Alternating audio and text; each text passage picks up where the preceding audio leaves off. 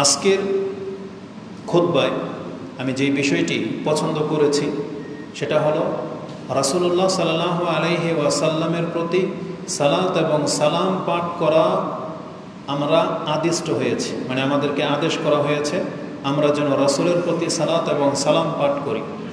এবং সেটা আমরা জানি কোন কোন ক্ষেত্রে বিশেষভাবে রাসূলুল্লাহ সাল্লাল্লাহু আলাইহি ওয়াসাল্লামের উপর সালাত এবং সালাম পাঠ করার আদেশ রয়েছে বা আমাদের উপরে দায়িত্ব কর্তব্য, সেই ক্ষেত্রগুলো আজকে উল্লেখ করব। এমনিতেই আমরা জানি যে রাসূলুল্লাহ সাল্লাল্লাহু আলাইহি ওয়াসাল্লামের উপরে দুরূদ পড়তে হয়, যেটা আমাদের বাংলা ভাষায় আমরা দুরূদ বলি, মূলত এটা ফার্সি শব্দ, আরবিতে এটাকে বলা হয় সালাত। যেমন আমরা এখন যে নামাজের জন্য এসেছি এটাও ফার্সি শব্দ, এর আরবি যেমন সালাত, রাসূলের জন্য যে দোয়া করার কথা আছে ওটার নামও সালাত। তো সেই সালাত আপনি রাসূলুল্লাহ সাল্লাল্লাহু আলাইহি ওয়াসাল্লামের উপরে কোন কোন ক্ষেত্রে কখন কখন করলে বেশি নেকি বা কী বেনিফিট পাবেন এই সম্পর্কে হবে আজকের খুতবা। তাহলে আসুন লম্বা না করে ভূমিকায় আমরা সরাসরি আমাদের বিষয়ের দিকে চলে যাই। প্রথম কথা হলো, আমাদের কল্যাণকর যতগুলো কাজ আছে তার মধ্যে অন্যতম একটি কাজ হলো রাসূল সাল্লাল্লাহু আলাইহি ওয়াসাল্লামের জন্য দোয়া করা। সেই দোয়াটা হচ্ছে সালাত এবং সালাম পাঠ করা। এটা হচ্ছে অনেক বড় কল্যাণকর কাজ এবং এটা আমাদের উপরে দায়িত্বও বটে, বরং এটা রাসূলুল্লাহ সাল্লাল্লাহু আলাইহি ওয়াসাল্লামের একটা হক আমাদের উপর। প্রত্যেকটা জিনিসের কিছু হক থাকে, যেমন আল্লাহর হক রয়েছে আমাদের উপরে, আমাদের হক রয়েছে আল্লাহর কাছে, তেমনি আমাদের রাসূল সাল্লাল্লাহু আলাইহি ওয়াসাল্লাম তার রাসূল হওয়ার ক্ষেত্রে আমাদের উপরে অনেক বেশি হক আছে। একটা হক হলো তার প্রতি ঈমান আনা, একটা হক হলো তাকে সবচেয়ে বেশি ভালোবাসতে হবে, একটা হক হলো তার সুন্নাহগুলো অন্তর থেকে গ্রহণ করতে হবে, আমল করার চেষ্টা করতে হবে, একটা হক হলো মানুষের কাছে তার নামের দাওয়াত দিতে হবে যে মুহাম্মদ নামের একজন রাসূল, তিনি সর্বশেষ নবী, তার প্রতি ঈমান আনো, তাহলে নাজাত আছে। এটা হচ্ছে রাসূলের হক।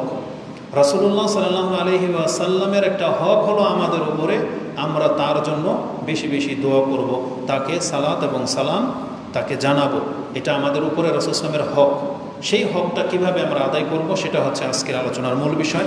এই মর্মে গুরুত্বের ক্ষেত্রে আমি আপনাকে কোরআন থেকে একটা আয়াত পাঠ করেছি, সূরা আহজাব 33 নম্বর সূরার 56 নম্বর আয়াতে আল্লাহ সুবহানাহু ওয়া তাআলা আমাদেরকে এইভাবে আদেশ করেছেন যে ইয়া আইয়ুহাল্লাযীনা আমানু সাল্লু আলাইহি ওয়া সাল্লিমু তাসলিমা, হে ঈমানদাররা তোমরা রাসূলের উপরে সালাত পাঠ করো এবং তাকে অন্তর থেকে সালাম জানাও। এটা আমাদেরকে আদেশ করা হয়েছে।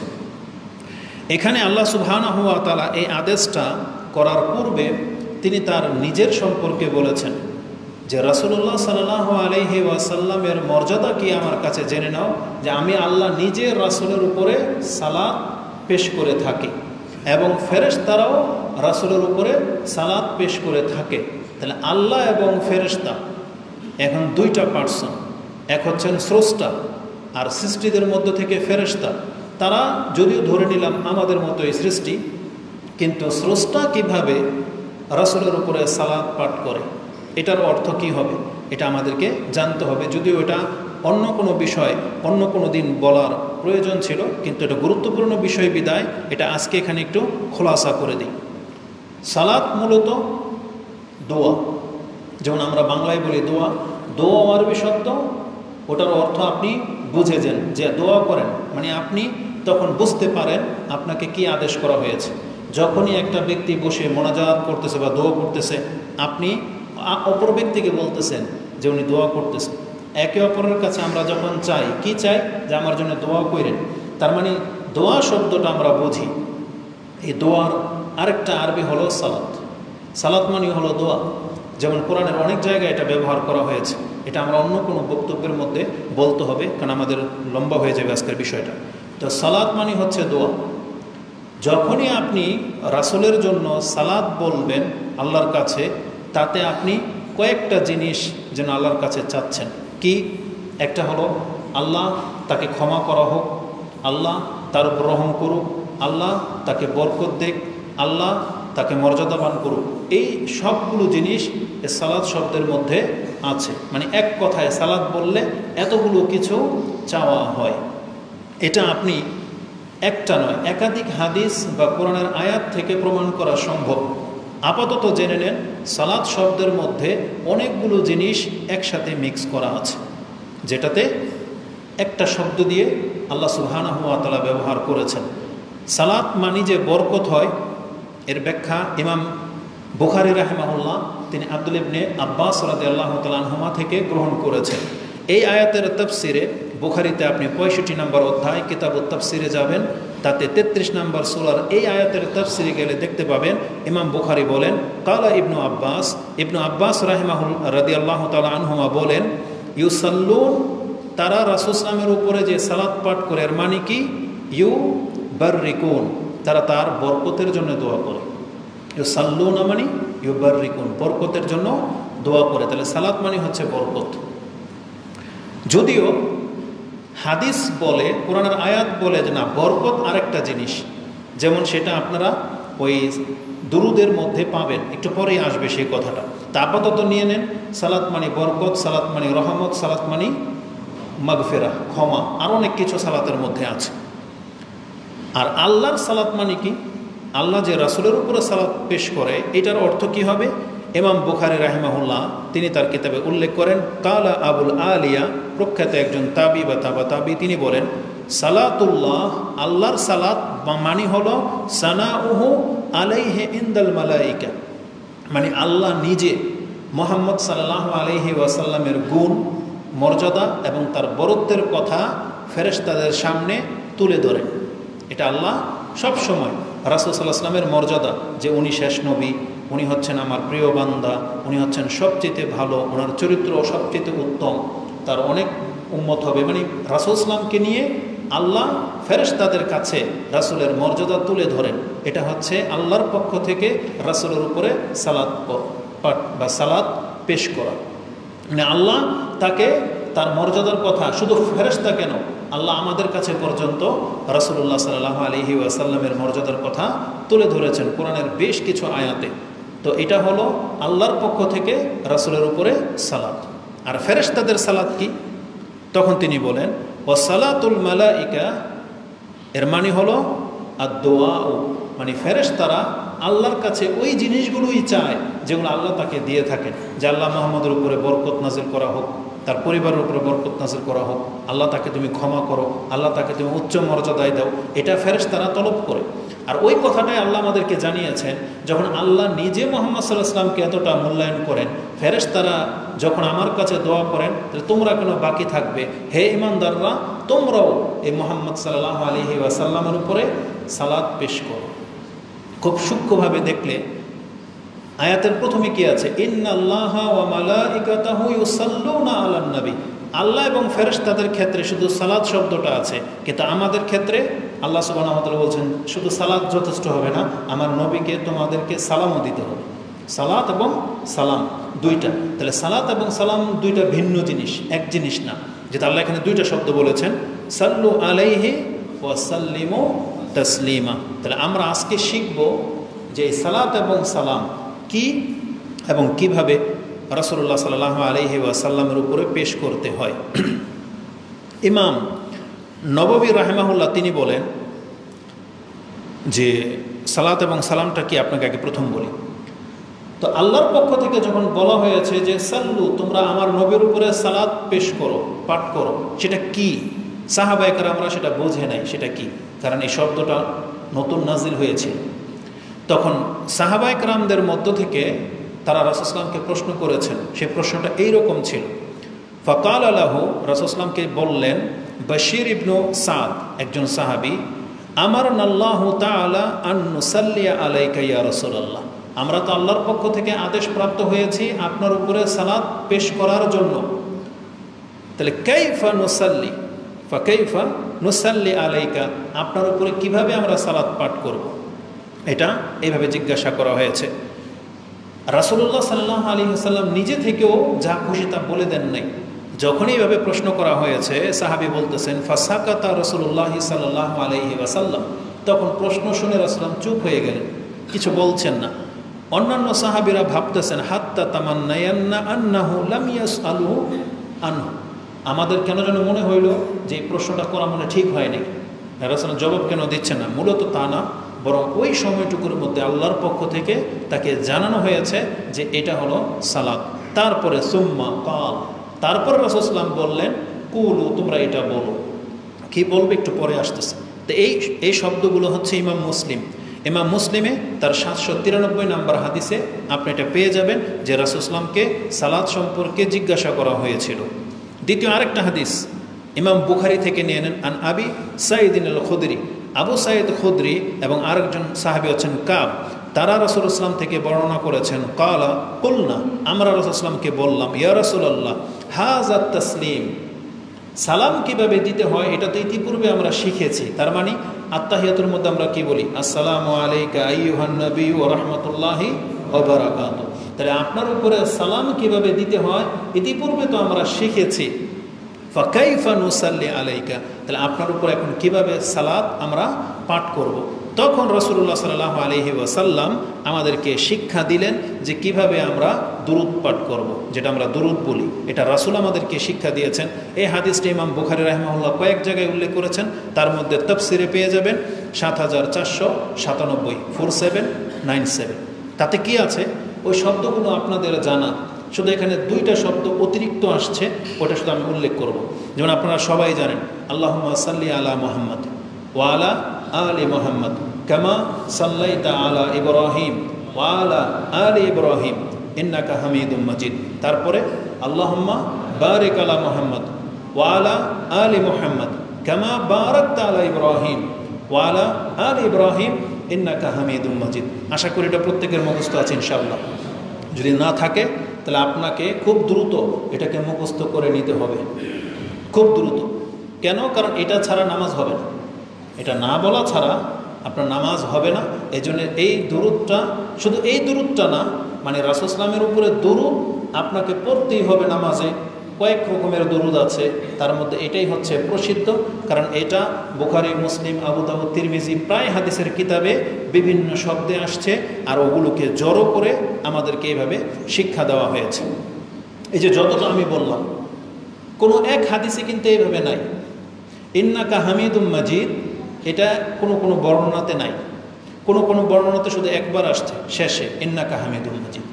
আর কোনো বর্ণনাতে আসছে আল্লাহুম্মা সাল্লি আলা মুহাম্মদ ওয়া আলা আজওয়াজিহি ওয়া যুররিয়াতিহি কামা সাল্লাইতা আলা ইব্রাহিম, এভাবে আসছে আলা আলি ইব্রাহিম। ওখানে ইব্রাহিম নাই, আলা আলি ইব্রাহিম আছে, মানে ডাইরেক্ট ইব্রাহিমের বংশধরের উপরে আছে, এভাবে আছে, মানে অতিরিক্ত শব্দে। তারপরে আছে ফিল আলামিনা ইন্নাকা হামিদুম মাজিদ। এই যে ফিল আলামিন এই শব্দটা অতিরিক্ত আসছে, তাহলে অতিরিক্ত শব্দটা যদি দিয়ে আপনি পড়েন তাহলে বাক্যটা হবে এরকম, ও বারিক আলা মুহাম্মদ ওয়া আলা আলি মুহাম্মদ কামা বারাকতা আলা ইব্রাহিম ওয়া আলা আলি ইব্রাহিম ফিল আলামিনা ইন্নাকা হামিদুম মাজিদ। তো যার যেটা মুখস্থ আছে যথেষ্ট, আপনি চাইলে অতিরিক্ত এই শব্দটা বাড়াতে পারেন, ফিল আলামিনা ইন্নাকা হামিদুম মাজিদ। এটা পেয়ে যাবেন আপনি বুখারী এবং মুসলিমে হাদিস নাম্বার হচ্ছে 793, বুখারীতে হাদিস নাম্বার হচ্ছে 4797 এবং 6357। এই হাদিসগুলো মিলিয়ে এই দুরূদটাকে আমাদের কাছে শিক্ষা দেওয়া হয়ে থাকে। চাইলে আপনি আরও দুটো শব্দ বাড়াইতে পারেন, কি ওয়া আজওয়াজিহি ওয়া যুররিয়াতিহি, আল্লাহ তার স্ত্রীদের উপরেও এবং তার সন্তানদের উপরেও আপনি সালাত এবং বরকত পাঠ করে দেন। এটা হচ্ছে দুরূদ। ইমাম নববী রাহিমাহুল্লাহ তিনি বলেন এটা হচ্ছে সালাতের দুরূদ। এটা ছাড়াও রাসূলুল্লাহ সাল্লাল্লাহু আলাইহি ওয়াসাল্লামের উপরে সালাত এবং সালাম পেশ করার বারবার বা একাধিকবার বলার প্রয়োজন হয়। কখন? এই যে যেমন আমি যতবার বলতেছি ততবার, আপনারা যতবার শুনতেছেন ততবার। সেই ক্ষেত্রে আপনি কি করবেন? এত বড় লম্বা দুরূদ পড়বেন না। আমাদের সালাফরা আমাদেরকে শিক্ষা দিয়েছেন সেই ক্ষেত্রে কোনো ব্যক্তি যদি অন্তত এতটুকু বলে, যখনই আমি বললাম মুহাম্মদ সাল্লাল্লাহু আলাইহি ওয়াসাল্লাম, সাল্লাল্লাহু আলাইহি ওয়াসাল্লাম, দুইটা শব্দ সালাত এবং সালাম, এই দুইটা শব্দ যদি বাক্যে চলে আসে তাহলে আল্লাহ কোরআনের যে আয়াতের মধ্যে দুইটা শব্দ বলেছেন সাল্লু আলাইহি ওয়া সাল্লিমু তাসলিমা, তাহলে এর হক আদায় হয়ে যাবে। কারণ আল্লাহ দুইটা জিনিস চেয়েছেন, আপনার মুখ দিয়েও আপনি দুইটা বাক্য উচ্চারণ করেছেন। যদি মুহাম্মদ সাল্লাল্লাহু আলাইহি ওয়াসাল্লামের নাম নিতে হয় তখন বলবেন আল্লাহুম্মা সাল্লি ওয়া সাল্লিম আলা নবিয়িকা মুহাম্মদ, আলা রাসূলিকা মুহাম্মদ, মানে এইভাবে। আর যখন আমি মুহাম্মদ নামটা নিয়ে ফেললাম তখন আপনার শুধু ওই দমির যেটা প্রোনাউন ব্যবহার করলেই চলবে, সেটা কি সাল্লাল্লাহু, এই যে হুটা হচ্ছে মুহাম্মদ, সাল্লাল্লাহু আলাইহি ওয়াসাল্লাম, ওই হুটাই হচ্ছে মুহাম্মদ। তো এতটুকু বললে যথেষ্ট হয়ে যাবে। এই জন্য দেখবেন হাদিসের কিতাবে যখনই রাসূল সাল্লাল্লাহু আলাইহি ওয়াসাল্লামের নাম আসছে, সাহাবায়ে কেরামরা এবং আমাদের এই হাদিসের কিতাব যারা লিখেছেন তারা সাথে সাথে সাল্লাল্লাহু আলাইহি ওয়াসাল্লাম এই শব্দটা যোগ করেছেন। তাহলে এতটা বললেও আপনার দুরুদ এবং সালাম পাঠ করা হয়ে যাবে। আর আপনি কি আশ্চর্য হবেন জানেন কি সেটা? শুধু আপনি মুখে যদি এতটা বলেন আল্লাহুম্মা সাল্লি আলা মুহাম্মদ, কতটুকু বললেন? আল্লাহুম্মা সাল্লি আলা মুহাম্মদ। যতবার আপনার মুখ থেকে এটা উচ্চারণ হয়ে যাবে ততবার আপনার 10টা পাপ মাফ হয়ে যাবে, ততবার আপনার 10টা মর্যাদা উঁচু হয়ে যাবে, ততবার আপনি 10টা করে নেকি আল্লাহর পক্ষ থেকে পাবেন। শুধু এতটুকু বললেন আল্লাহুম্মা সাল্লি আলা মুহাম্মদ।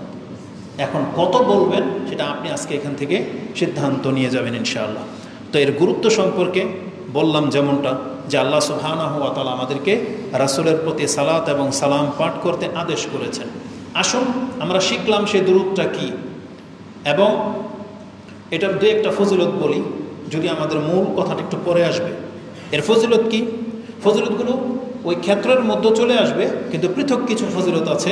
তার মধ্যে একটা হলো আব্দুল্লাহ ইবনে আবি তালহা, তিনি বলেন আন আবিহি, মানে আবি তালহা থেকে হাদিসটি বর্ণিত, আন্না রাসূলুল্লাহ সাল্লাল্লাহু আলাইহি ওয়াসাল্লাম জাআ যাতা ইয়াউমিন, একদিন রাসূল সাল্লাল্লাহু আমাদের কাছে আসলেন, ওয়া নারা ফি ওয়াজহিহি ওয়াল বুশরা ফি ওয়াজহিহি, তার চেহারাতে আমরা হাস্যোজ্জ্বল আনন্দের একটা ছাপ দেখতে পেলাম, এবং বললাম কুলনা ইয়া রাসূলুল্লাহ ইন্না লা নারা আল বুশরা ফি ওয়াজহিক, আপনার চেহারার মধ্যে একটা আনন্দের ছাপ দেখতে পাচ্ছি। তখন রাসূলুল্লাহ সাল্লাল্লাহু আলাইহি সাল্লাম বললেন, কেন এত আনন্দ? তিনি বললেন ফাকালা ইন্নাহু আতানিল মালাক, একটু আগে আমার কাছে একজন ফেরেশতা আসছে এবং বলছেন ইয়া মুহাম্মদ ইন্না রাব্বাকা ইয়াকুল, আপনার রব আপনার কাছে এই সংবাদ দিয়ে পাঠিয়েছেন, আমা ইউরদিক, আপনি কি এতে সন্তুষ্ট হবেন না, খুশি হবেন না? সেটা কি? আন্নাহু লা ইউসাল্লি আলাইকা আহাদুন, লা ইউসাল্লি আলাইকা আহাদুন ইল্লা সাল্লাইতু আলাইহি আশরা। আল্লাহ বলতেছেন এটা আপনার উম্মতের জন্য, যদি আপনার উম্মতের কোনো ব্যক্তি একবার শুধু যদি বলে আল্লাহুম্মা সাল্লি আলা মুহাম্মদ, আমি আল্লাহ নিজে তার উপরে 10 বার সালাত নাযিল করব। তারপরে বলেছেন ওয়ালা ইউসাল্লিমু আলাইকা আহাদুন, আর আপনার উম্মতের কোনো ব্যক্তি যদি আপনাকে একবার সালাম বলে, যদি বলে আসসালামু আলাইকা ইয়া রাসূলুল্লাহ বা আসসালামু আলাইকা আইয়ুহান নবী, যদি আপনাকে একবার সালাম বলে, তাহলে আমি আল্লাহ ইল্লা সাল্লামতু আলাইহি আশরান, আমি আল্লাহ তাকে 10 বার সালাম নাযিল করব। এই হাদিসটি ইমাম নাসাই কোট করেছেন, যেটা আপনি কিতাবে সাহুর অধ্যায় পেয়ে যাবেন। হাদিস হচ্ছে 1283, আর বাংলা অ্যাপসের ইসলামিক ফাউন্ডেশনের যে নাম্বার সেটা আপনি 1285-তে পেয়ে যাবেন। 1285, 86, 87 এই হাদিসগুলো সব রাসূল ইসলামের উপরে সালাত পড়া সংক্রান্ত প্রায় 10টা হাদিস পাবেন, প্রায় 90 পর্যন্ত, 1280 থেকে নিয়ে 1290 পর্যন্ত পড়েন, 95 পর্যন্ত, এগুলো সব হচ্ছে রাসূলের প্রতি সালাত এবং সালাম পাঠ করা সংক্রান্ত রয়েছে। তাহলে এই হাদিসে আমরা কি জানলাম? কোনো ব্যক্তি যদি একবার রাসূল সাল্লাল্লাহু আলাইহি ওয়াসাল্লামের উপরে দরুদ পাঠ করে এবং সালাম দেয়, তাহলে আল্লাহর পক্ষ থেকে সে 10 বার করে সেই জিনিস প্রাপ্ত হবে। 10 বার, একের বদলে 10 বার। এখন আপনি যত পারেন পড়েন। রাসূলুল্লাহ থেকে আরেকটা হাদিস নিয়ে নেন। আনাস ইবনে মালিক কালা রাসূলুল্লাহ সাল্লাল্লাহু আলাইহি ওয়াসাল্লাম মান সাল্লা আলাইয়া সালাতান ওয়াহিদাতান, কোনো ব্যক্তি যদি আমার উপরে একবার দরুদ পাঠ করে, সালাত পাঠ করে, সে কি প্রাপ্ত হবে? সাল্লাল্লাহু আলাইহি আশরা সালাওয়াতিন ওয়া হুত্তাত আনহু আশরু খাতিয়াতিন বা খাতিয়াতিন ওয়া রুফিয়াত আনহু ওয়া রুফিয়াত লাহু আশরু দারাজাতিন। কেউ যদি একবার আমার উপরে দরুদ পড়ে, আল্লাহ তার উপরে 10 বার দরুদ নাজিল করবেন, আল্লাহ তার 10টা খাতিয়াত ভুলকে ক্ষমা করে দেবেন, আল্লাহ তাকে তার জন্য 10টা মর্যাদা উঁচু করে দিবেন একবার বললে।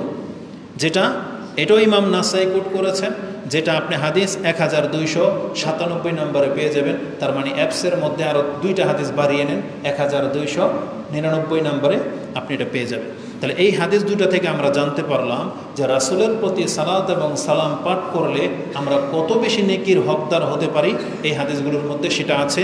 এবার চলে আসেন যে আমরা মূল বক্তব্যের দিকে চলে যাব, যে কখন কখন বললে কত বেশি ফায়দা হবে বা কখন বলা উচিত আর আমাদের উপরে দায়িত্ব। তার প্রথম স্থান হলো যখন তখন। যখন তখন মানে এটা এমন একটা দোয়া রাসূলের জন্য, এমন একটা দোয়া, এটা আপনার যখন তখন বলার অধিকার আছে। কেউ চাইলে আপনি যখন তখন বলতে পারেন, কোনো বাধা নাই, পাক না পাক নাই। আশ্চর্য লাগে আমাদের দেশের আলেমদের বক্তব্য দেখলে, আপনি নেটে দেখবেন, তারা এই বিষয়গুলোকে মানুষের কাছে এমনভাবে পেশ করে, বিশেষ করে যাদেরকে আমরা বেদাতি বলি, যারা মাযহাবী বা বিভিন্ন ফিরকাবন্দিতে আছে, তারা এই বিষয়গুলোকে আপনাকে এমনভাবে পেশ করে দেবে যেমন মনে হচ্ছে যে বিনা ওযুতে মুহাম্মদ সাল্লাল্লাহু আলাইহি ওয়াসাল্লামের নাম মনে হয় নেওয়াই যায় না। তারা মর্যাদা দিতে দিতে এমন পর্যায়ে পৌঁছে গেছে যে মনে হচ্ছে যে নাপাক অবস্থায় মুহাম্মদ সাল্লাল্লাহু আলাইহি ওয়াসাল্লামের নাম নেওয়াটা মনে হয় আয়েব বা অপছন্দনীয় তাদের কাছে অন্তত। অথচ যেই গুণটা এটা আল্লাহ নিজের জন্য বরাদ্দ করেন নাই। আল্লাহ এই কথা আমাদেরকে বলে নাই যে তোমরা নাপাক অবস্থায় আমার নাম নিবা না, এটা কোরআন হাদিসের কোথাও আপনি দেখাইতে পারবে না। অথচ আল্লাহ হচ্ছেন পবিত্র, আল্লাহ হলেন কি পবিত্র। কিন্তু আমাদের বাংলা ভাষায় এই যে আমরা যে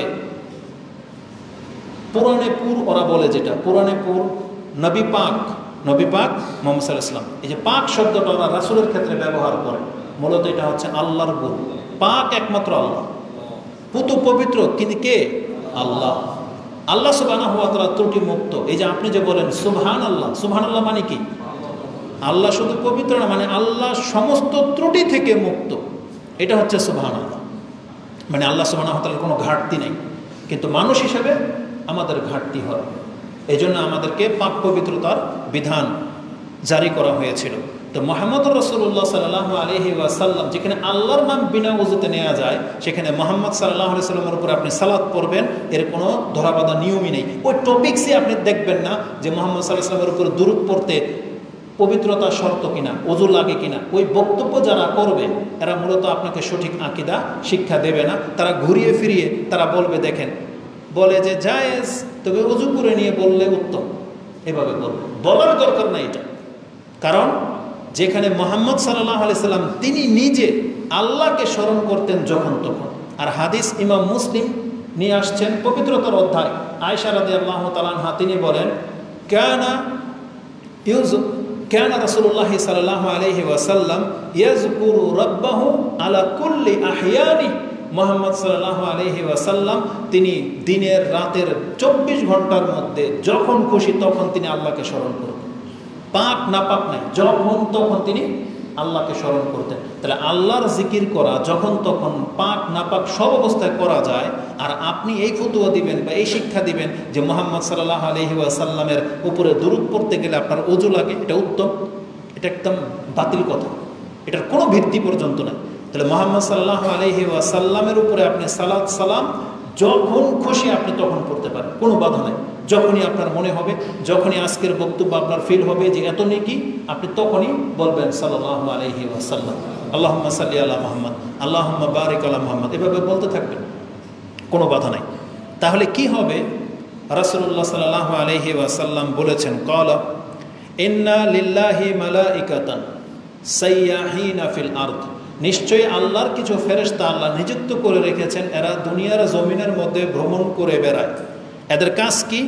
ইউবাল্লিগুনি মিন উম্মতি সালাম, আমার উম্মতের যে কোনো ব্যক্তি যেখান থেকে আমাকে সালাম দেয়, এই ফেরেশতাদের কাজ হলো সেই সালামটা আমার পর্যন্ত পৌঁছে দেয়। কি মনে করেন? তার মানে আজকে আমাদের হয়তো আগামীতে অনেকের ক্ষমতাই হবে না মক্কা মদিনায় যাওয়া, পরিস্থিতি এমন হয়ে যাচ্ছে, অনেক বেশি ব্যয়বহুল হয়ে যাচ্ছে। তারপরে এত বেশি মানুষের চাপ, আপনি হয়তো রাসূল সাল্লাল্লাহু আলাইহি ওয়াসাল্লামের কবরের পাশে দাঁড়াবেন, এই সুযোগটা হয়তো আগামীতে নাও পেতে পারেন। এই জন্যই না রাসূল সাল্লাল্লাহু আলাইহি ওয়াসাল্লাম বলেছেন যে এমন মানুষ আছে যারা এখানে আসাটা আকাঙ্ক্ষা করবে। এবার গিয়েই তো বুঝতে পেরেছি যে কতটা নিয়ম নীতিকে এত কঠিন করে ফেলা হয়েছে। আপনাকে সিরিয়াল ধরে ঢুকতে হবে, একটা সময় আসবে যে আপনাকে হয়তো পারমিশন ছাড়া ঢুকতেই দেওয়া হবে না। অথচ একটু আগে তকদির আজকে আমাদেরকে এত ছোট করে ফেলছে, অথচ একটু আগে ভিডিও ক্লিপের মধ্যে দেখলাম কাবা ঘরের ভিতর থেকে একটা ফ্যামিলি বের হচ্ছে, কোনো রাষ্ট্রের নেতা ফেতা হবে, নায়ক বা রাষ্ট্রের প্রেসিডেন্ট হবে, তার বউ মেয়ে সহ ভিতর থেকে বের হচ্ছে। তাহলে কাবা ঘরের ভিতরে পর্যন্ত আজকে নেতাগিরির মাধ্যমে ঢোকার পারমিশন আছে, কিন্তু এলমের ভিত্তিতে আপনার সততার ভিত্তিতে ঢোকার সেখানে পারমিশন আপনাকে চিনবেই না কেউ। তাহলে পরিস্থিতি এমন হয়ে গেছে, আরও কঠিন হয়ে যাবে হয়তো।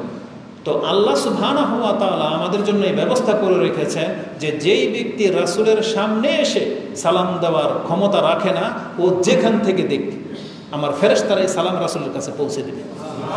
এই ব্যবস্থা আল্লাহ করেছেন। এবং আপনি জেনে নেন, একটু পরে সেই হাদিস আসবে, আপনার নাম নিয়ে জানানো হয়, আপনার উম্মতের অমুকের ছেলে অমুক আপনাকে সালাম জানিয়েছে।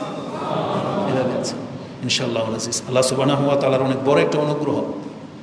তো এই হাদিসটি এটাও নাসাই থেকে নিয়ে নেন, 1282 থেকে 85 এর মধ্যে আপনি পেয়ে যাবেন, 1282 এর মধ্যে আপনি পেয়ে যাবেন যে রাসূল বলেছেন ইউবাল্লিগুনি মিন উম্মতি সালাম, আমার উম্মতের সালামগুলো আমার কাছে পৌঁছে দেওয়ার ব্যবস্থা আল্লাহ সুবহানাহু ওয়া তাআলা করেছেন।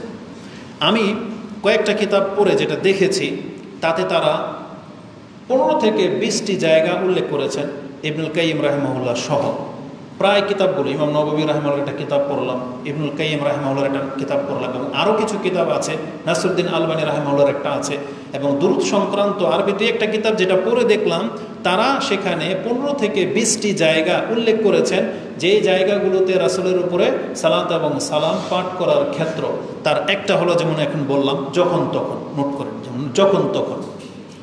দ্বিতীয় নাম্বারে আসবে যখনই রাসূলের নাম আসবে, সে যে বলুক আর আপনি শোনেন, দ্বিতীয় এটা, যখনই রাসূলের নাম আসবে। তৃতীয় হলো আজান শুনলে, আজানের পরেই আপনি, আজানের যে দোয়া আছে, দোয়ার আগেই আপনি রাসূল সাল্লাল্লাহু আলাইহি ওয়াসাল্লামের উপরে সালাত এবং সালাম পাঠ করবেন। চতুর্থ হলো মসজিদে আসতে, আপনি বাসা থেকে যখন মসজিদে আসেন, তখন আপনার দোয়ার মধ্যে রাসূলের উপরে দরুদ থাকবে। পঞ্চম হলো মসজিদে ঢোকার সময়, যে আপনি ঢুকতেই রাসূল সাল্লাল্লাহু আলাইহি ওয়াসাল্লামের উপরে সালাত সালাম পাঠ করবেন। ষষ্ঠ হচ্ছে নামাজে, আর এই ষষ্ঠটা হচ্ছে ফরজ, রুকুন, কারণ এখানে আপনি যদি রাসূলের উপরে সালাত সালাম না পড়েন আপনার নামাজই হবে না। তাহলে 6 নম্বর হচ্ছে নামাজে। 7 নম্বর হচ্ছে জানাজার নামাজে, যারা জানাজার দোয়া জানেন তারা তো জানেন, প্রথম তাকবীরে সূরা ফাতিহা পড়া হয়, দ্বিতীয় তাকবীরের পরেই কি বলা হয়, রাসূলের উপরে দুরূদ পাঠ করা হয়, তাহলে জানাজার সালাতে। 8 নম্বরে আসবে জুমার দিন, এগুলো বিশেষ, যেমন আজকে এই জুমার দিন শুরু হয়েছে গত রাত থেকে, এই আজকের সন্ধ্যা পর্যন্ত যত বেশি পারেন সবচেয়ে বেশি দুরূদ পড়বেন। 8। 9 নম্বরে আসবে, এই যে আমি খুতবা দিচ্ছি, খুতবাতে কিন্তু আমি প্রথমে রাসূল সাল্লাল্লাহু আলাইহি ওয়াসাল্লামের উপরে সালাত সালাম পাঠ করেছি, এবং যে কোনো খুতবায়, একটা বৈঠকের খুতবা হোক, বিয়ের খুতবা হোক, যে কোনো খুতবার মধ্যে রাসূল সাল্লাল্লাহু আলাইহি ওয়াসাল্লামের উপরে সালাত এবং সালাম পাঠ করতে আপনি বাধ্য, এটাও ফরজের আওতায় পড়ে। তারপরে যে কোনো বৈঠকে 10 নম্বরে, এটা শুধু ইসলামিক বৈঠক না, বরং মুসলিমরা যে কোনো জায়গায়, আপনি জায়গা সম্পত্তি ভাগ করার জন্য বসছেন, হজে যাবেন না কোনো পিকনিকে যাবেন বা কোথাও যাবেন, যে কোনো কল্যাণকর কাজে যখন মুসলিমরা একসাথে বসে কোথাও, এমনকি ঘরের ভিতরেও যদি কোনো ফ্যামিলিগত সিদ্ধান্ত নেওয়ার জন্য বসেন, সেই মজলিসে আপনাকে রাসূল সাল্লামের উপরে সালাত এবং সালাম পাঠ করতে হবে, নাহলে এটা কিয়ামতের দিন আপনার জন্য আক্ষেপের কারণ হয়ে যাবে। প্রত্যেকটা দলিল আমি দেবো। তাহলে আমি 10 নম্বরে পেলাম। 11 নম্বর হলো ক্ষমা, ইস্তেগফার, বা আপনার বিশেষ যখন কোনো দোয়া করার প্রয়োজন হয়, আপনি একা যখন দোয়া করতে বসছেন, আপনি আল্লাহর প্রশংসা করবেন, রাসূল সাল্লাল্লাহু আলাইহি ওয়াসাল্লামের উপরে দরুদ পাঠ করবেন। এটা আপনার দোয়া কবুল হওয়ার সবচেয়ে বেশি গ্রহণযোগ্য জায়গা। হয় প্রথমে পড়েন অথবা শেষে পড়েন, যেমন আপনি আল্লাহর কাছে যেটা চেয়েছেন এটা পড়ার পরে যখন আপনি দোয়া শেষ করে দিবেন, তখন একবার রাসূল সাল্লাল্লাহু আলাইহি ওয়াসাল্লামের উপরে সালাত সালাম পাঠ করে নেন। এটা হচ্ছে 11 নম্বর। 12 নম্বর হলো রাসূল সাল্লামের কবরের কাছে গেলে, মদিনাতে যারা যাবেন জিয়ারত করতে, তারা রাসূল সাল্লামের কবরের সামনে দাঁড়িয়ে তাকে সালাত এবং সালাম পেশ করবেন। এটা হচ্ছে 12 নম্বর ক্ষেত্র। 13 নম্বর হলো যখন কোনো ব্যক্তি দুশ্চিন্তাগ্রস্ত হয়, আপনি ব্যথিত আছেন, কষ্ট ফিল হচ্ছে, আপনার রাসূল সাল্লামের উপরে সালাত এবং সালাম পাঠ করেন। 14 হলো সাফা মারওয়া যখন সাই করা শুরু হয়, তাহলে শুরুতেই কাবাঘর দেখে আল্লাহর তাকবীর যখন পাঠ করা হয়, ওই সময় রাসূল সাল্লামের উপরে সালাত সালাম পাঠ করার কথা পেলাম। 15 নম্বরে পেলাম সকাল সন্ধ্যায়। কেন এটা আমি সবার শেষে উল্লেখ করলাম? কারণ এই যে সাফা মারওয়া সাই করার সময় রাসূলের উপরে দুরূদ পড়ে, এটা রাসূল থেকে তো প্রমাণ নাই, তবে এটা আবু বকর সিদ্দিক অথবা ওমর রাদিয়াল্লাহু তাআলা আনহু থেকে প্রমাণ রয়েছে। তারপরে মসজিদে আসতে দুরূদ পড়ার কথা যেটা বলেছে, এটা আলী রাদিয়াল্লাহু তাআলা আনহু থেকে, তিনি আদেশ করেছে যে তোমরা এটা করো। আর সকাল সন্ধ্যার যেটা, এই হাদিসটার মধ্যে একটু দুর্বলতা আছে, এই জন্য এটাকে সবার শেষে উল্লেখ করলাম। তো আমার কাছে এই 15টা জায়গা হলো বিশেষ জায়গা যেগুলোর প্রমাণ পাওয়া যায়। তার মধ্যে 12টা জায়গা সহিহ হাদিস দিয়ে প্রমাণিত, বাকি 3টা 2টা সাহাবীদের আসার থেকে প্রমাণিত, আর 2-3টা আছে যেগুলো জয়ীফ হাদিস দিয়ে প্রমাণিত। তবে জয়ীফ হাদিসগুলো আমি আপনার কাছে উল্লেখ করব না। সেটা কি? তার মধ্যে একটা হলো এই যে ঈদের সালাতের মধ্যে রাসূলের উপরে সালাত এবং সালাম পাঠ করার কথা রয়েছে, যেটা আব্দুল্লাহ ইবনে মাসউদ রাদিয়াল্লাহু তাআলা করতেন, যে আল্লাহু আকবার। আমরা 7টা তাকবীর দিই না, তার মধ্যে 4টা-5টা তাকবীরের কথা তার থেকে প্রমাণ আছে। এই আল্লাহু আকবার বলার পরে আল্লাহুম্মা সাল্লি আলা মুহাম্মদ, মানে তার উপরে সালাত পাঠ করার কথা আছে, আবার তাকবীর, এইভাবে একটা বর্ণনায় আসছে। যেটা আমাদের অভ্যাস নাই বা আমাদের কোনো সালাফরা এইভাবে আমাদেরকে শেখায় না, এই জন্য এই পয়েন্টটাকে আমি উল্লেখ করলাম না। তো এইভাবে তারা 20টা পয়েন্ট উল্লেখ করেছেন। মৌলিক যে পয়েন্টগুলো, যেগুলো সহিহ হাদিস দিয়ে প্রমাণ করা সম্ভব, এমন 10টা আজকে আমি আপনার কাছে উল্লেখ করব। তার প্রথমটা উল্লেখ করেছি কি? যখন তখন।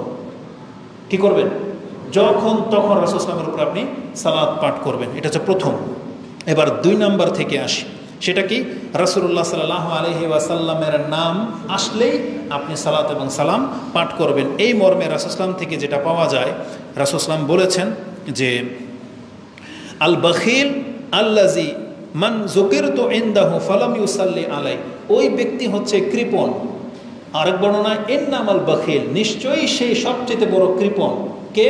যার কাছে আমার নাম উচ্চারণ করা হলো অথচ আমার উপরে সালাত পাঠ করা হলো না, সে আমার উপরে দুরূদ পড়লো না, তাহলে এই ব্যক্তি হচ্ছে কৃপণ। তাহলে এটা একটা বদগুণ। রাসূলের বদ চরিত্রের দিকে আপনাকে তিরস্কার করেছেন। আর শুধু তিরস্কার করেই ক্ষান্ত হয়েন না, বরং এখানে জাহান্নামে যাওয়ারও কথা রয়েছে। আপনারা প্রত্যেকে সেই হাদিস জানেন, যেটা রমজান মাসে সবচেয়ে বেশি ব্যবহার করা হয়, যে রাসূল সাল্লাল্লাহু আলাইহি ওয়াসাল্লাম মিম্বরে যখন উঠতেছিলেন বললেন আমিন আমিন আমিন, 3বার করে বললেন। তার মধ্যে কি আছে? জিবরিল আলাইহিস সালাম এসে মুহাম্মদ সাল্লাল্লাহু আলাইহি ওয়াসাল্লামকে বললেন আপনি আমিন বলেন। কেন?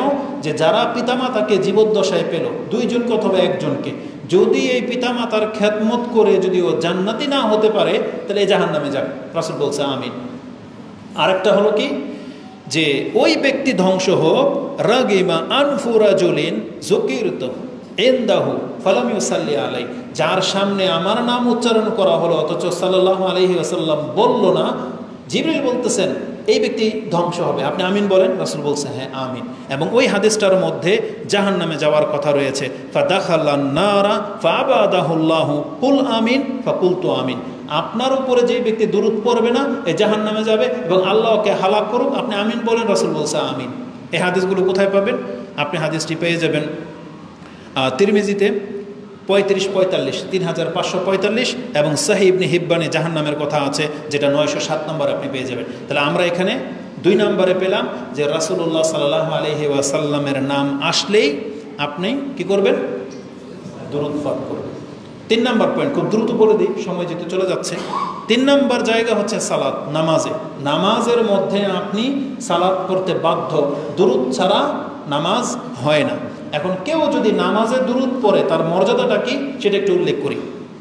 আব্দুল্লাহ ইবনে মাসউদ রাদিয়াল্লাহু তাআলা তিনি বলেন যে আমি নামাজে মসজিদে ঢুকলাম, নামাজ পড়লাম, তখন রাসূলুল্লাহ সাল্লাল্লাহু আলাইহি সাল্লাম, আবু বকর এবং ওমর একসাথে ছিলেন এবং রাসূল সাল্লাল্লাহু আলাইহি শুনতে পেয়েছেন যে আমি দোয়া করতেছি, আত্তাহিয়াতু তাশাহুদ পড়তেছি। তিনি বলতেছেন তখন সুম্মা সাল্লি, তখন তিনি কি করলেন? ফাজালাস্তু, আমি বসলাম, নামাজে বৈঠকে বসলাম। ফাদাউতু বিশানি, আমি এখন দোয়া করতে বসলাম। বিশাই, তখন তিনি বললেন যে আমি প্রথমে আল্লাহ সুবহানাহু ওয়া তাআলার গুণগান করলাম, মানে যে আত্তাহিয়াতু যেটা বলেন না, আত্তাহিয়াতুর কথাই আছে এখানে, আত্তাহিয়াতু বললাম। সুম্মা সাল্লাইতু আলান নবী, এবং আমি রাসূল সাল্লাল্লাহু আলাইহি ওয়াসাল্লামের উপরে সালাতও পড়লাম। সুম্মা দাউতু লিনাফসি, এখন আমি আমার জন্য দোয়া চাচ্ছিলাম। যখনই রাসূল সাল্লাল্লাহু আলাইহি ওয়াসাল্লাম শুনলো যে আমি আল্লাহর প্রশংসাও করলাম, রাসূলের উপরে সালাতও পড়লাম এবং আমি আমার নিজের জন্য কিছু চাচ্ছি, তখন পেছন থেকে রাসূল আমাকে বললেন, ফাকাল নবী সাল্লাল্লাহু আলাইহি ওয়াসাল্লাম সালতুতা সালতুতা, তুমি চাইতে থাকো, এখন তুমি যা চাইতে থাকবে আল্লাহ তোমাকে তাই দিতে থাকবে। তার মানে এই হাদিসের এই শব্দটা আপনি পেয়ে যাবেন তিরমিজিতে 593-তে রয়েছে। আর নাসাইতে কি আছে, এক ব্যক্তি এসে নামাজ পড়লো, বসলো, কিন্তু সেই ব্যক্তি আল্লাহর প্রশংসাও করে নাই, রাসূল ইসলামের উপরে দোয়াও করে নাই, সে নিজের জন্য শুধু দোয়া করলো। রাসূল ইসলাম বললেন, আজ্জালতা আইয়ুহাল মুসাল্লি, হে মুসাল্লি তুমি তাড়াহুড়া করে ফেললা। তখন এই ব্যক্তি যখন সালাম ফিরিয়ে দিল, তখন রাসূল তাকে শিক্ষা দিলেন, সুম্মা আল্লামাহু, তখন রাসূল তাদেরকে শিক্ষা দিলেন যে কিভাবে নামাজ পড়তে হয়। তার মানে আত্তাহিয়াতু শিখালেন, দুরূদ শিখালেন এবং বললেন এখন তুমি আল্লাহর কাছে যা চাওয়া চাইবা। এর পরের ঘটনা, ওরাজুলুন ইউসাল্লি, তারপরে আরেক ব্যক্তি আসলো, সালাত পড়লো।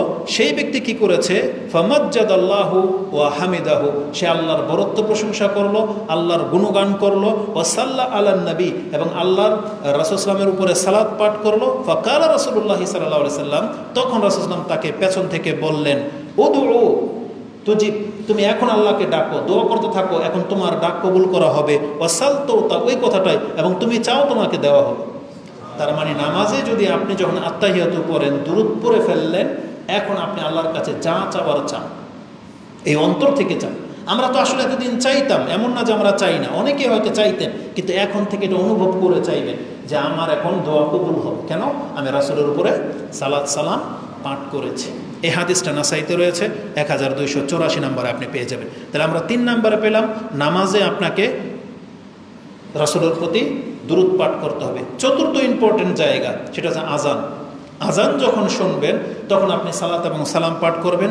এই সম্পর্কে সরাসরি রাসূল থেকে আদেশ করা হয়েছে, ইজা সামিয়তুমুল মুআজ্জিন ফাকুলু মিসলু মা ইয়াকুল, মুয়াজ্জিন যা বলে তোমরা হুবহু তাই বলবো। তার মানে কি, যখন বলে আল্লাহু আকবার আল্লাহু আকবার, আপনি কি বলবেন? আল্লাহু আকবার। আশহাদু আন্না মুহাম্মাদুর রাসূলুল্লাহ, আপনিও বলবেন তাই নাকি? সাল্লাল্লাহু আলাইহি ওয়াসাল্লাম বলবেন না, যা মুয়াজ্জিন বলবে আপনি তাই বলবেন। শেষে কি করবেন, সুম্মা সাল্লু আলাইহি, না আজান শেষ, অতএব তারপরে তুমি আমার উপরে সালাত পাঠ করো। রাসূল বলছেন, ফা ইন্নাহু মান সাল্লা আলাইয়া সালাতান, কেন তুমি সালাত পাঠ করবে? যেই ব্যক্তি আমার উপরে একবার সালাত পাঠ করবে, সাল্লাল্লাহু আলাইহা বিহা আশরা, সে আল্লাহর পক্ষ থেকে 10 বার সালাত প্রাপ্ত হবে। যেটা আমভাবে যে হাদিসে আছে সেটাতেই, এখানে খাস কিছু হইল না মনে হচ্ছে, তাই না? তারপর রাসূল সাল্লাল্লাহু আলাইহি ওয়াসাল্লাম বলেছেন, সুম্মা সাল্লাল্লাহু আলি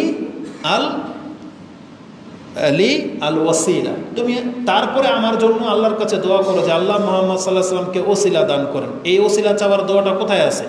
এই আজানের দোয়ার মধ্যে আছে, আছে না? তার মানে আজকে আমরা এই হাদিস থেকে যেটা জানলাম, আপনি প্রথমে আজানের জবাব দেবেন, ইমাম মুয়াজ্জিন যা বলবে আপনি তা বলবেন। কেবলমাত্র হাইয়া আলাস সালাহ হাইয়া আলাল ফালাহ, তখন কি বলতে হয়? যেটা আলহামদুলিল্লাহ এটা আমরা সবাই জানি। তাহলে আজানের জবাবের পরে রাসূল কি করতে বলছে? দুরূদ পড়তে বলছে, যেটা অধিকাংশ মানুষ হয়তো করেন না। আপনি হয়তো ডাইরেক্ট হয়তো আজানের দোয়া করে ফেলেন না, আগে রাসূল সাল্লাল্লাহু আলাইহি ওয়াসাল্লামের উপরে আপনি দুরূদ পড়েন। যদি পুরোটা পড়েন নাহলে অতটুকু পড়েন, অন্তত আল্লাহুম্মা সাল্লি আলা মুহাম্মদ এটা বলেন, বা আল্লাহুম্মা সাল্লি ওয়া সাল্লিম আলা নবিকা মুহাম্মদ, এটা বলার পরে আপনি আজানের দোয়াটা পড়েন। আর আপনি যদি আজানের দোয়াটা পড়েন তাহলে আপনার বেনিফিট কি হবে জানেন? রাসূল বলেছেন, ফামান সালা লিল ওয়াসিলা, যেই ব্যক্তি আমার জন্য ওসিলার দোয়া করবে, হাল্লাত লাহু শাফাআতু, তাহলে আমি মুহাম্মাদের শাফাত তার জন্য অবধারিত হয়ে যাবে। তার মানে কিয়ামতের মাঠে যদি আপনি রাসূল সাল্লাল্লাহু আলাইহি ওয়াসাল্লামের শাফাত পেতে চান, তাহলে আজানের জবাবও দেবেন, রাসূল সাল্লাল্লাহু আলাইহি ওয়াসাল্লামের উপরে দুরূদও পড়বেন, এবং আজানের যে দোয়াটা আছে সেই দোয়াটা আপনি করবেন, তাহলে আপনি রাসূল সাল্লাল্লাহু আলাইহি ওয়াসাল্লামের শাফাতের হকদার হয়ে যাবেন। আর এই হাদিসটি রয়েছে মুসলিমে, হাদিস মুসলিমে আছে 735-এ, তিরমিজিতে আছে 3614। তো বলেছিলাম পঞ্চম মসজিদে ঢোকার সময় আপনি রাসূল সাল্লাল্লাহু আলাইহি ওয়াসাল্লামের উপরে সালাত সালাম পাঠ করবেন। অধিকাংশ মানুষ হয়তো আমরা দোয়াই করি না, আর যারা করি তারা শুধু এতটা করি, আল্লাহুম্মা আফতাহ লি আবওয়াবা রাহমাতিকা। দেখবেন প্রায় মসজিদে লেখা আছে মসজিদে প্রবেশের দোয়া কি, আল্লাহুম্মা আফতাহ লি আবওয়াবা রাহমাতিকা। এটা 3টা টুকরার মাত্র একটা, তিনটা টুকরার মাত্র একটা। যদি সমস্ত হাদিসগুলোকে জড়ো করে দেওয়া হয় তাহলে দোয়াটা হবে এইরকম। আপনি যখনই মসজিদের গেটে আসবেন বলবেন আউযু বিল্লাহিল আজিম ওয়া সুলতানিহিল কাদিম। এখানে আরেকটা শব্দ ছুটে গেছে, আউযু বিল্লাহিল আজিম ওয়া ওয়াজহিহিল কারীম ওয়া সুলতানিহিল কাদিম মিনাশ শাইতানির রাজিম বিসমিল্লাহ ওয়াসসালাতু ওয়াসসালামু আলা রাসূলিল্লাহ আল্লাহুম্মা গফিরলি যামবি ওয়াফতাহ লি আবওয়াবা রাহমাতিকা। এই যে আল্লাহর কাছে ক্ষমা চাওয়াটা আপনি চান না, যে আল্লাহুম্মা গফিরলি যামবি ওয়াফতাহ লি আবওয়াবা রাহমাতিকা, অথচ আসলটাই আপনি ছেড়ে দিলেন যে আল্লাহর কাছে যে ক্ষমা চাইতে হয় তখন, তারপরে বিসমিল্লাহ অনেক সময় বলেন না। এজন্য ওই দোয়া কারেকশন করতে হবে। অবশ্যই সম্পূর্ণ দোয়া লিখলে পুরোটা লিখতে হবে, কারণ আল্লাহুম্মা আফতাহ লি আবওয়াবা রাহমাতিকা এটা বুখারী এবং মুসলিমের পৃথকভাবে আসছে, ঠিক আছে, কিন্তু বুখারী মুসলিমে তো এটাও আছে, বিসমিল্লাহর কথা আছে তিরমিজিতে, আবু দাউদে, নাসাইতে, তাহলে সেগুলো ছাড়বেন কেন? এই জন্য বিসমিল্লাহও আপনি রাখবেন। তাহলে এখানে আমরা পেলাম যে মসজিদে প্রবেশ করার পূর্বে আসসালাতু ওয়াসসালামু আলা রাসূলিল্লাহ এই শব্দটা আপনার পড়ার কথা রয়েছে। যে হাদিস আপনি তিরমিজিতে 314, মুসনাদে আহমদে 26,416, ইবনে মাজাতে হাদিসটি 771 রয়েছে, এটা 5 নম্বরে। এখন যদি প্রত্যেকটা কথার দলিল দিয়ে দিই তো অনেক সময় লেগে যাবে। 6 নম্বর হচ্ছে জুমার দিন, এটা দলিল আপনারা জানেন, জুমার দিন গেল 6 নম্বর। 7 নম্বর হচ্ছে রাসূল সাল্লামের কবরের পাশে গেলে, এটা বলে দিই। রাসূল সাল্লাম বলেছেন ক্বালা লা তাজআলু বুয়ুতাকুম কুবুরা, তোমরা তোমাদের ঘরগুলোকে কবরস্থানে পরিবর্তন করে দিও না। কেন? কবরস্থানে কি হয়? কবরস্থানে একটা মুর্দা শুয়ে আছে, আল্লাহর নাম নেয় না। তাহলে আমাদের ঘরগুলো যেন এমন না হয় যে আপনি 24 ঘন্টা ঘরে পার করে দিলেন অথচ একবার আল্লাহর নাম নিলেন না, একটু কোরআন পড়লেন না, 2 রাকাত নামাজ পড়লেন না, রাসূল সাল্লামের উপরে সালাত সালাম পড়লেন না, এক কথায় কোরআন হাদিসের কোনো কিছু আপনার ঘরে চর্চা হলো না। এটা হলো ঘরকে কবরস্থান বানিয়ে দেওয়ার মতো। এই জন্য আমাদের মা বোনরা যারা আছেন তারা শুধু পাক শাকার পোলাপান বাচ্চা কাচ্চা নিয়ে ব্যস্ত থাকবেন না, বরং আপনার দ্বারা ঘর আবাদ করতে হবে। আমরা পুরুষরা যেমন মসজিদ আবাদ করি, আমাদের মা বোনদেরকে এবং আমাদেরকেও বলা হয়েছে তুমি ঘরের জন্য কিছু নামাজ রেখে দাও। এই জন্য নিয়ম হলো আপনি ফরজ পড়বেন মসজিদে, সুন্নত পড়বেন কোথায়? ঘরে। এটা হচ্ছে আদব। তাহলে আপনার ঘরেও বরকত হবে। এই যে রাসূল বলেছেন লা তাজআলু বুয়ুতাকুম কুবুরা, তোমরা তোমাদের ঘরগুলোকে কবরস্থানে পরিবর্তন করে দিও না। আর আমার কবরকে কি করো না?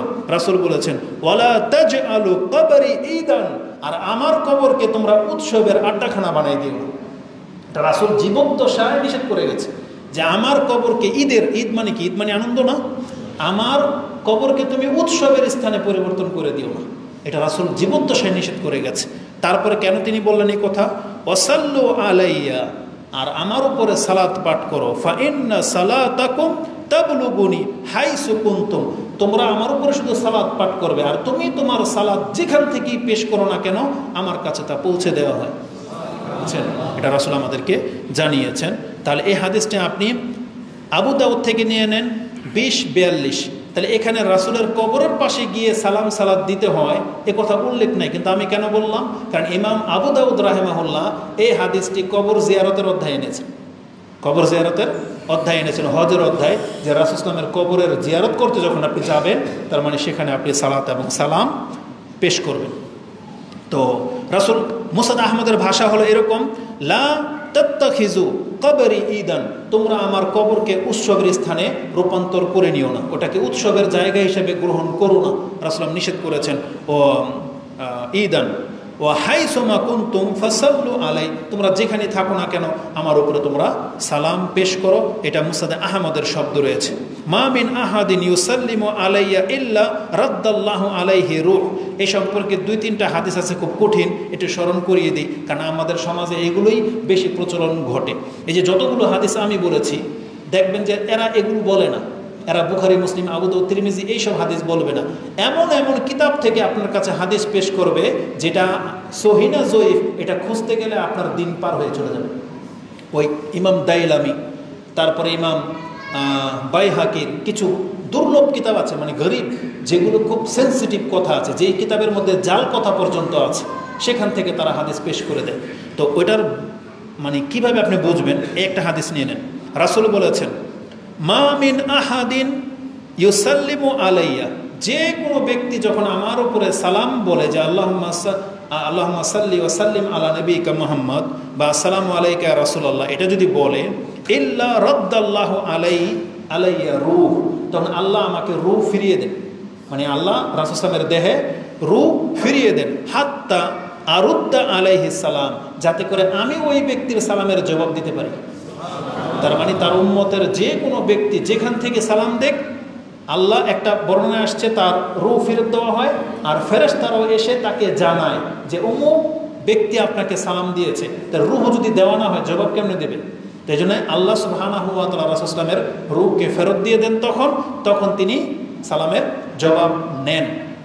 বিষয়টা হলো বারজাখে, কবরের জীবনে যেখানে রাসূল আছেন, সেটা আমাদের দুনিয়ার সাথে মিলবে না, কারণ সেখানকার এক মুহূর্ত আমাদের পৃথিবীর কয়েক শত বছর, হয়তো হাজার বছর পার হয়ে চলে যাবে। তো এতটা ব্যাপার।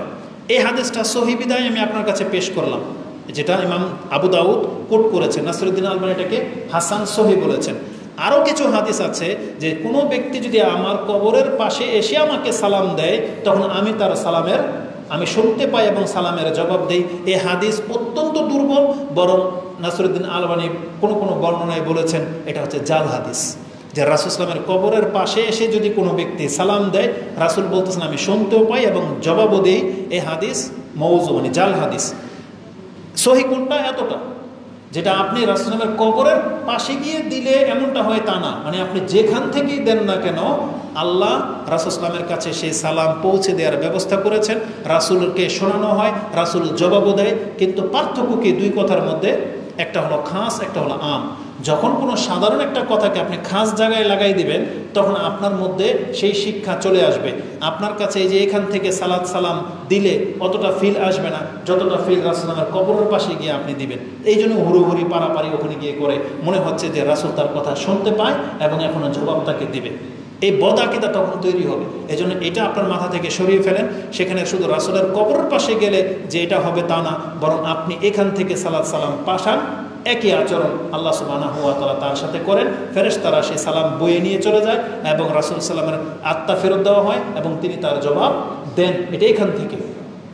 এজন্য কিছু ভুল শিক্ষার কারণে কিছু ভুল আমল তৈরি হয়। এই যে যারা হজে যাচ্ছে, আপনাদের গ্রামের অধিকাংশ মানুষই হয়তো এটা হাজিদেরকে বলেন যে আমার সালামটা রাসূল সাল্লামের রওজায় পৌঁছে দিন, এটা বলে কিনা? এটা আমাদের সমাজে এটা প্রচলন ঘটে গেছে, বরং এটা হুজুরদের একটা ধান্দার জায়গা হয়ে গেছে। জানেন, ওই যারা হুজুর তাদেরকে এসে কিছু হাদিয়া ধরাই দেয়, হুজুর আমার সালামটা রাসূল সাল্লামের কবরে পৌঁছে দিন, এবং হুজুর নিজেও নেয় যে কারা কারা আসেন ভিজিট করেন, আমি আপনাদের সালাম রাসূল সাল্লামের কাছে পৌঁছে দিই। এই দায়িত্ব আল্লাহ আমাদের কোনো হুজুরের জন্য বাকি রাখে নাই। এই দায়িত্ব আল্লাহ কাকে দিয়েছেন?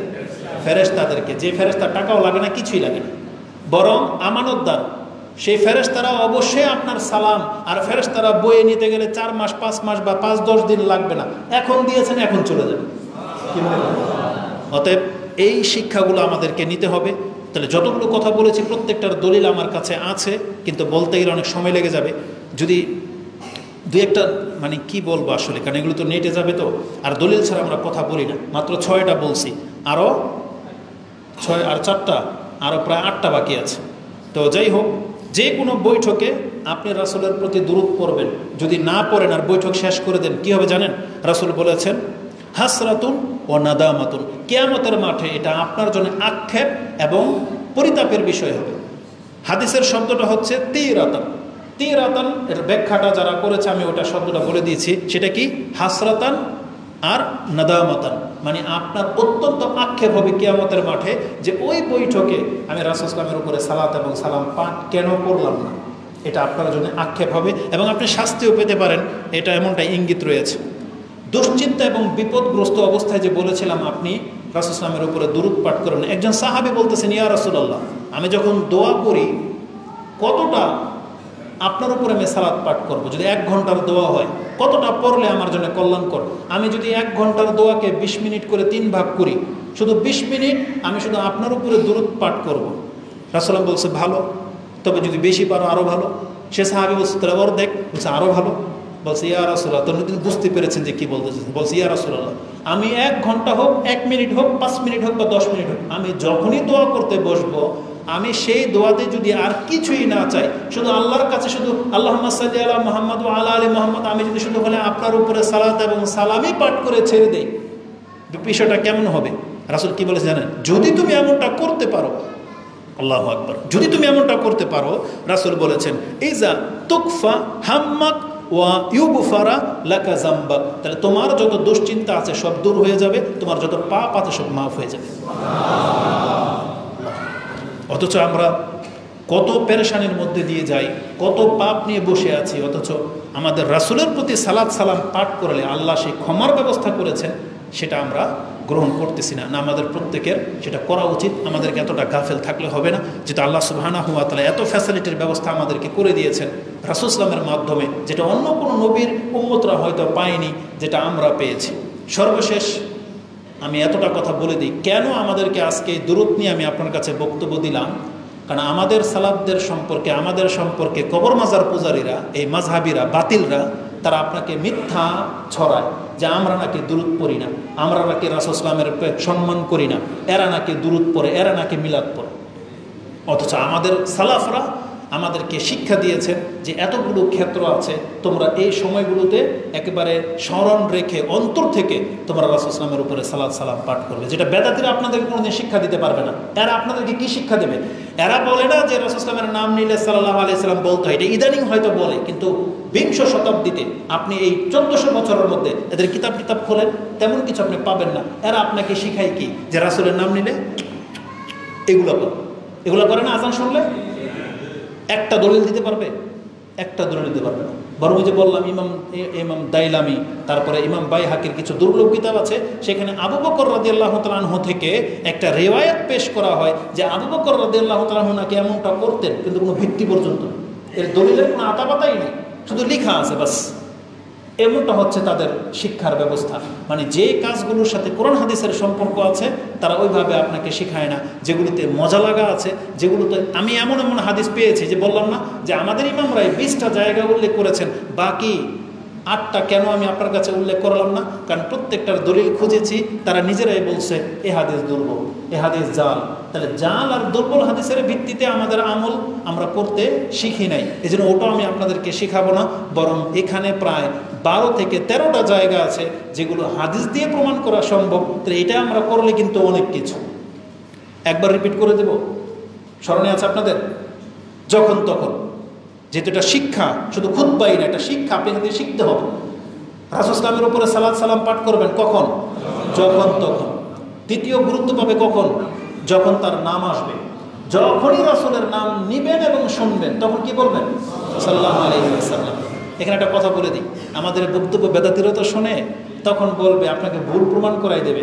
তাহলে এই মৌলবী যে বলল যখন তখন, বা রাসূল সাল্লাল্লাহু নাম আসলেই সাল্লাল্লাহু আলাইহি ওয়াসাল্লাম বলতে হয়, কোরআনে যেখানে আছে ওমা মুহাম্মাদুন ইল্লা রাসূলুন কাদ খালাত মিন ক্বাবলিহির রাসূল, এই আয়াত যখন পড়বে তখন কি আয়াত থামাই দিয়ে বলবে সাল্লাল্লাহু আলাইহি সাল্লাম? না, কারণ এই শিক্ষা আমাদেরকে দেওয়া হয়েছে।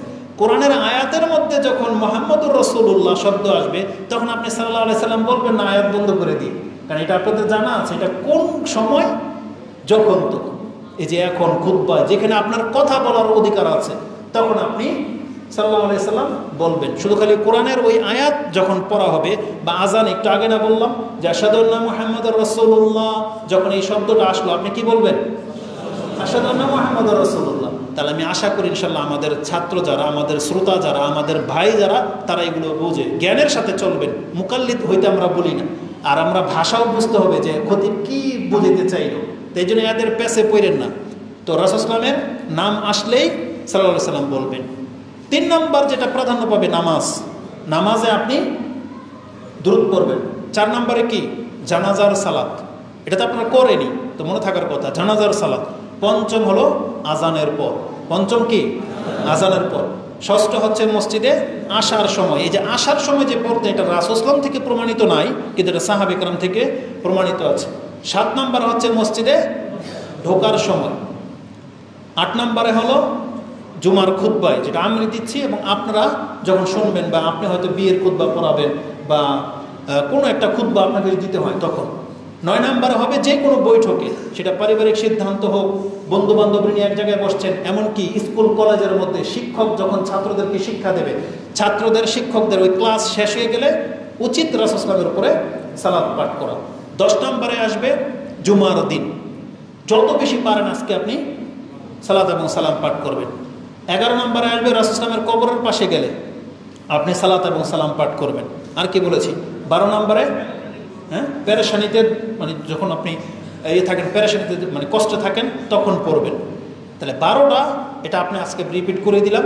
আরও কিছু আপনার স্মরণ হলে খুতবা থেকে আপনি স্মরণ করিয়ে নিন। তাহলে আজকের আমাদের মূল খুতবার বিষয় ছিল রাসূলুল্লাহ সাল্লাল্লাহু আলাইহি ওয়াসাল্লামের উপরে সালাত এবং সালাম পাঠ করা। আপনি যতবার যেখান থেকে সেখান থেকে যেখানে থাকেন না কেন আপনি এটা আদায় করবেন। এবং আমি এটা দাবি করি, এটা আপনাদের কাছে এটা আমার আবদার, যে এই শিক্ষার প্রতি আমি এবং আপনি যেন আমল করতে পারি। আল্লাহ আমাদেরকে তৌফিক দান করুন। আকুলু লিকাউলি হাযা আস্তাগফিরুল্লাহ লি ওয়া লাকুম ওয়া লিসাইরিল মুসলিমিন ফাস্তাগফিরু ইন্নাহু হুয়াল গফুরুর রহিম।